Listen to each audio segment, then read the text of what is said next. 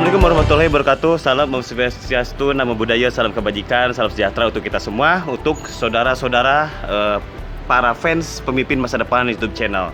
Channel ini adalah channelnya para pemimpin masa depan bangsa Indonesia, insya Allah. Dan di samping kanan saya sudah ada Bang Anton ya, Bang Anton dari NTT, dan ada Bung Alan. Kita di sini ada sedikit pembahasan menarik tentang kisruhnya Partai Berkarya. Saya akan membuka sedikit peluang untuk berpikir dan mengajak Anda semua menjadi teman berpikir agar bisa menjadi satu kesatuan, kepahaman, kesepahaman, dan kita perlu yang sesuatu yang sangat jelas.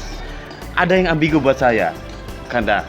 Jadi mohon sedikit diperjelas terkait adanya berita Partai Beringin Karya melebur ke Partai Parsindo. Mungkin Bung Al, Kanda dulu deh.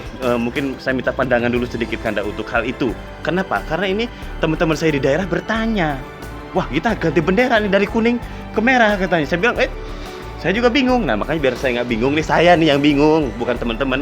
Mungkin Bang Anton mau menjelaskan ke saya sedikit. Silakan Bang Anton. Jadi begini teman-teman pendengar yang setia, kita bisa memahami bahwa dalam SK Menteri Hukum dan HAM nomor 17 itu tahun 2020 tanggal 30 Juli, di situ terbaca dengan jelas bahwa Ketua Dewan Pembina Partai Beringin Karya adalah Bapak Haji Hutomo Mandala Putra SH. Ada di SK itu? Ya, itu ada di dalam SK 17. Kalau mau lebih jelasnya itu SK-nya nomor 17 MHH 17 0 AH titik 1101 tahun 2020. Itu di dalam SK-nya itu. SK Menteri Hukum dan HAM tanggal 30 Juli. Nah, berkaitan dengan berita-berita di beberapa media online soal bahwa Pak Haji Hutomo Mandala Putra sudah melebur atau bergabung dengan Partai Parsindo, lalu kemudian menggiring opini publik bahwa Bapak HMP sudah bergabung dengan Partai Parsindo.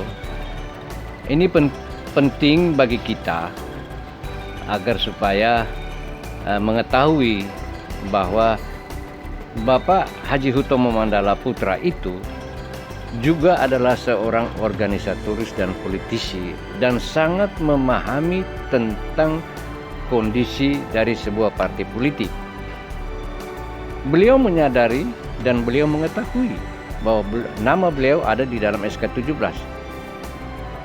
Tapi dalam posisi sekarang beliau sangat elegan, pasif, dan memberi kesempatan kepada pihak-pihak untuk merangkul pihak-pihak lain bagaimana dengan Partai Berkarya ini ke depan lebih bagus. Itu dari sisi yang saya lihat. Nah, kalau kita lihat bahwa ada pendapat atau ada berita-berita di media online mengatakan sudah melebur Partai Berkarya, bagi saya dan teman-teman setelah saya coba untuk mengkonfirmasi, mereka menyatakan bahwa tidak ada pernyataan dari seluruh DPW dan DPD termasuk Pak Haji Hutomo Mandala Putra secara jelas mengatakan ataupun dalam press release bahwa Partai Berkarya sudah melebur bersama Partai Parsindo. Nah, ini yang sulit untuk kita harus ini, dan saya secara pribadi dari NTT mengharapkan agar teman-teman DPW lain jangan terjebak dalam permainan atau rekayasa yang tidak menguntungkan kita sebagai kader berkarya, yang juga merupakan para pengikut HMP untuk terus memperjuangkan misi ekonomi kerakyatan ke depan. Izin potong, Kanda. Ya. Apakah di dalam hal ini pernyataan Kanda ini menyatakan adanya oknum yang bermain untuk menggiring opini ke sana, atau mohon maaf saya tarik pertanyaan saya barusan. Ya. Coba saya harus jelas dulu nih. Izin ya Bung ya. Artinya saya belum bisa menyatakan bahwa ada pihak oknum, tapi saya pikir para pembaca juga bisa melihat bahwa tren ini tujuannya apa, kan begitu. Kita kan sebelumnya kan juga belum tahu apakah Parsindo sudah pernah berkiprah dalam mengikuti pemilu, kita juga belum tahu. Tiba-tiba muncul seperti itu dan apalagi belum ada pernyataan dari Pak Hutomo Mandala Putra, bagi kami tidak benar itu. Kan Tidak fotonya juga benar. saya lihat sudah banyak itu. Pak HMP sama ini foto itu. Ya, kalau soal foto ini, kalau kita mau bawa ke laboratorium Bareskrim bisa ditangkap banyak orang itu. Itu kayaknya diedit itu tuh. Diedit ya, Bu? Ya. Untung kita ndak lapor aja. Untung juga ndak ada timnya Pak HMP yang mau ini. Pak HMP, oke, kalau sampai ini mau di ini juga kan repot Pak. Akhirnya berkepanjangan lagi. Oke lah, sudah paling tidak hentikan sudahlah dengan cara-cara yang seperti itu. Oke, terima kasih Kanda. Jadi saya sudah sedikit dapat pencerahan bahwasanya memang isu politik itu kalau nggak digoreng nggak asik.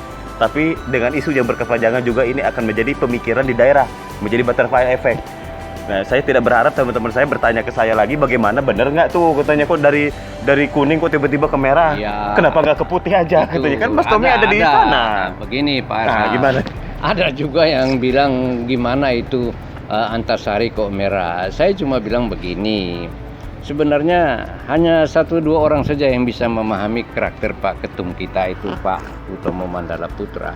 Tidak pernah Pak Hutomo Mandala Putra panggil orang atau panggil partai, ayo menghadap. Tidak pernah dia panggil orang menghadap ke beliau. Dan orangnya jiwa sosial tinggi kok. Ketika ditanya, Pak, boleh nggak saya pinjam? Beda dong kalau dia bilang saya mau pakai.